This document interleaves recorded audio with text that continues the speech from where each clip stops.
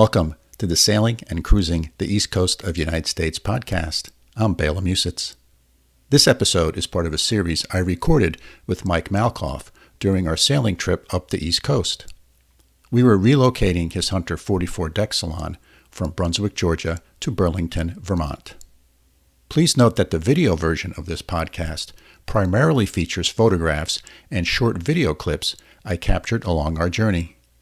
The audio was recorded on the boat, typically in the evenings at anchor or in a marina, although we did record a few segments while underway. Join Mike and me as we explore the United States East Coast aboard his Hunter 44 Deck Salon. I hope you enjoy this podcast. Hello, and welcome to Sailing and Cruising the East Coast of the United States podcast. I'm Bela Musits.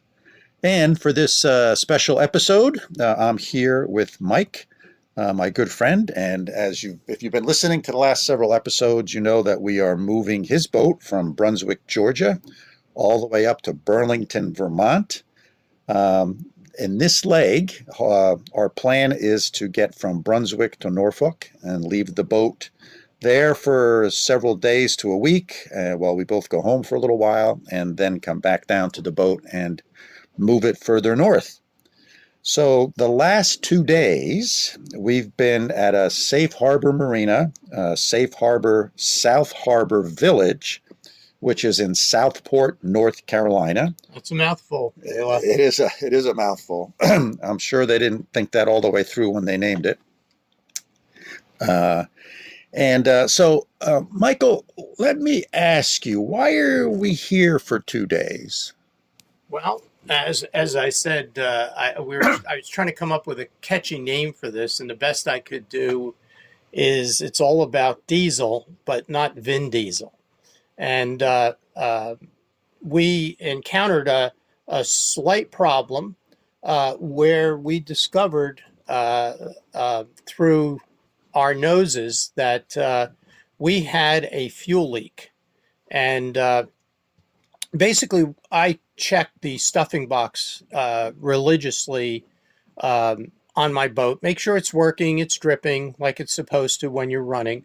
And it also gives me, on my boat, full access to the back of the engine, so I can kind of peek in there and see and make sure that the fuel filters, oil filter, the engine, nothing's spilling out or the strainers.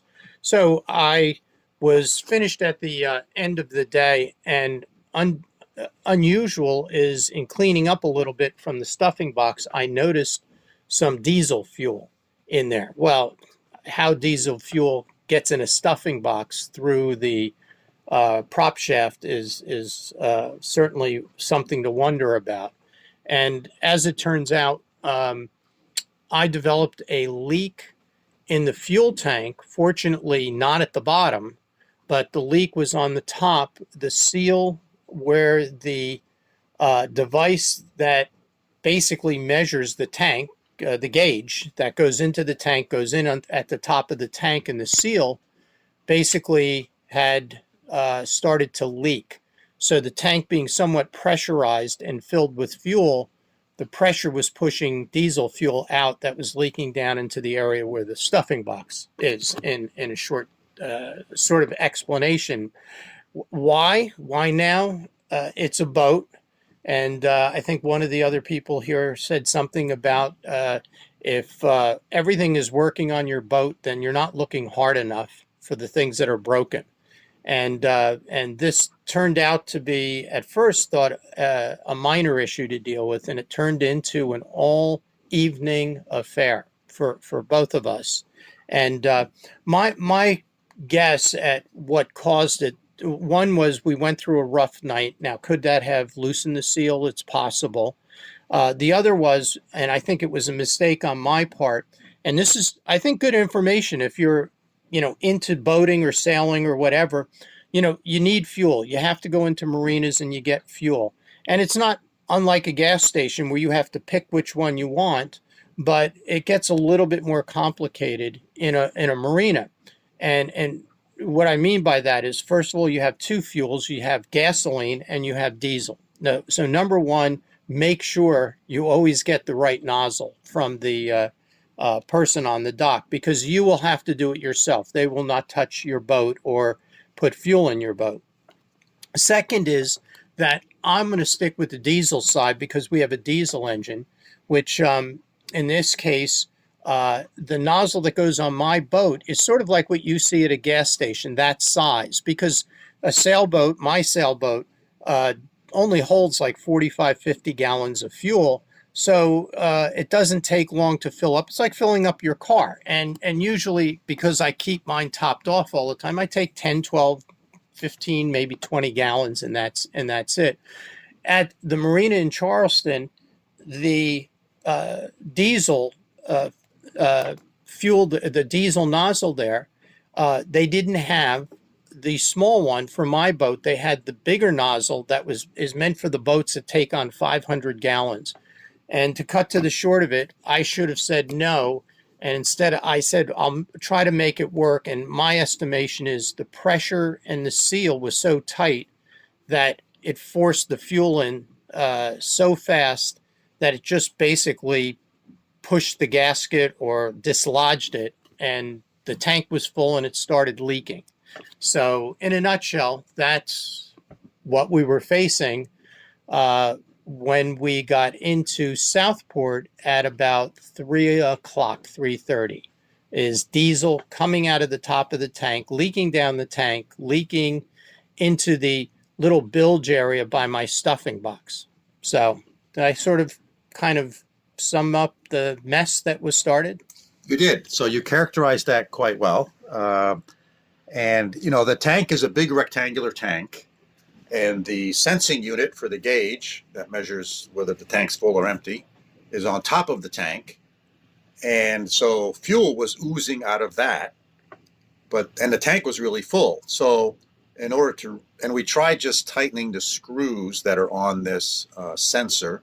That did not stop the leaking. So now the question is, how do we get some fuel out of the tank so that we can unscrew the sensor all the way and maybe reseal it and reassemble it? So first thing we tried was to siphon some fuel out of the fill nozzle. And the distance between the fill nozzle on the stern of the boat and the tank was a pretty long distance. 6 feet at least. Or more. We didn't have anything that could reach that far. So that didn't work. And we were going to draw straws as who was going to suck on the on the nozzle to get the thing started. But luckily, we didn't have a long enough hose. And so what we ended up doing, and it took us several hours, was I would loosen up the gauge a little bit. Some fuel would flow out, over the top of the fuel tank, down the side of the fuel tank.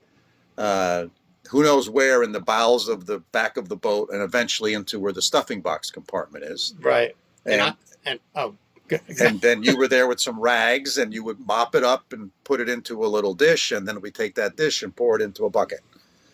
And believe it or not, we took out a total of 6 gallons of diesel this way. Yes. Well, no, we didn't take all 6 out that way, because we did get finally the siphon. Oh, that's right. To work. That's right. But we did do a good 3 gallons. That's right. We took 3 gallons out with a rag, squeezing it in order to do that, so we could get the top of the gauge, the fuel sensor gauge, off. Right. And then we used a siphon to get some more out, so it wasn't splashing all around. Our fear was if we just took the gauge right off, fuel would just start pouring out all over the back of the boat, and then it could leak into the bilge and other places. So yeah, and Mike was nice enough that I didn't get too much diesel fuel on me, but Mike had he had diesel fuel all over him, so he's probably shortened his life by several years. Yes, certainly I saw different hallucinations during this process. And it's interesting that Bela, as the crew on the boat, reminded me at the end of this that the captain is the one that usually tells the crew what to do and supervises the crew. And me, foolishly, as the captain, jumped right down there and started mopping up diesel fuel with the rags. Yeah. So we spent last night getting a fair amount of fuel out, but it was still oozing. We didn't take enough out that we could take the sensor head off. So, but we slowed it down to a pretty slow ooze. And at 11:30, we finally went to bed, got up this morning. There was a little bit of fuel accumulated in the bilge. Still oozing. But it wasn't bad like it was before. No. And then we were able to finish the job today. And it actually entailed one of the people who is here at the marina, who's here, lives on his boat. He has a car here. He took us into AutoZone. I got some gasket sealer because when we took everything apart, we noticed that the sealing gasket, did not have any sealer on it. Because being thorough as Mike is, he had the fuel polished before we departed on this trip. Yes. And I think the person who polished the fuel didn't reseal the sensor properly, and that maybe have contributed to this problem. But we got it all back together, and as we sit here at 8:30 in the evening after a whole evening and full day working on this, we feel that we have solved the problem. There is no more diesel anywhere in the stuffing box bilge or anywhere. We cleaned everything up and sealed it, and I think we're good to go. And so for me, the big lesson learned on here is I'm never going to fill my tank up all the way, because when we filled it up all the way, there's actually, since the distance from where you fill it on the stern of the boat to the tank is 6 feet or so, that 6-foot long pipe is full of fuel. Pushing. And it's pushing and providing pressure because it's higher than the tank is. So when you fill it like that, until fuel squirts out your breather tube, and if for some reason your tank starts to leak, I don't know how you get the fuel out of it. That was our dilemma, because you can't take anything off the top of the tank, because there's on this tank there was probably 2.5, 3 gallons at least of fuel, and it's a plastic tank. So I think, as the weight of the fuel gets in there, it sort of changes the shape of the tank as well a little bit. So I'm not gonna fill my tank all the way from now on. That's for sure. I keep track of the number of hours. I know how much fuel I burn to a pretty good level per hour. So that's when I'm. And I agree with you. And I have to pay better attention to that now as well.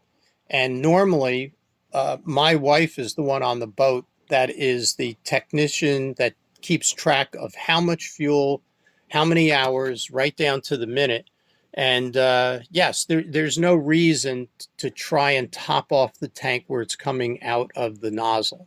So, leave a couple gallons, room so that you're not in that dilemma.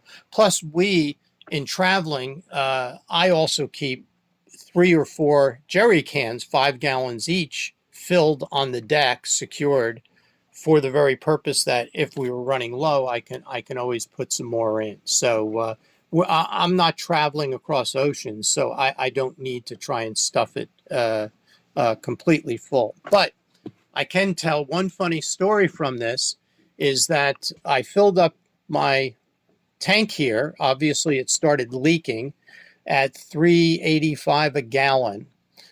We had to remove 6 gallons approximately when all was said and done. And in removing the 6 gallons, I had to dispose of that. And the marina then charged me $8 a gallon to dispose of it. So somehow I ended up paying $11 plus to get rid of fuel.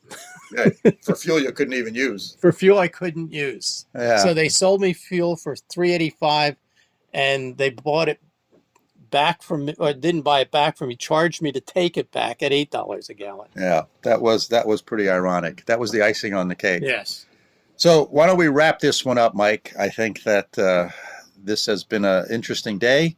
Hey, tell us one sentence. So our plan is to leave tomorrow morning, shove off the dock here around 7 o'clock. The seas outside, outside meaning in the Atlantic. I was checking some buoys a little earlier today. Still 6.5 foot waves out there. The winds are 15, gusting to 25. So we're going to stay on the inside and head north. And we have one of two possible stops you mentioned. Do you remember what they were?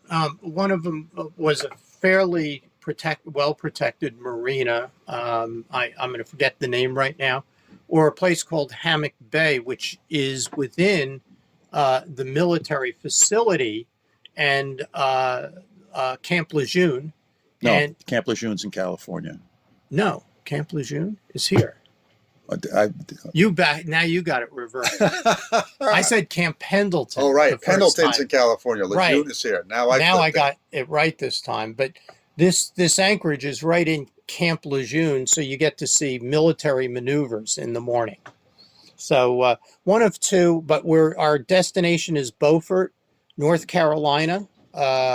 Is the next major stop. We had intended to sail directly there, but it doesn't look like the offshore weather is going to be cooperative. So tomorrow morning we'll shove off, and probably tomorrow evening, if everything goes well, we'll be back for another exciting episode of Bela and Mike's adventures on the sailboat. So thanks for listening, and take care. See you soon. Hope you enjoyed this episode. And as always, if you have any questions or suggestions, please feel free to contact us at sailingtheeast, that's all one word, at gmail.com. That's sailingtheeast at gmail.com. Thanks for listening.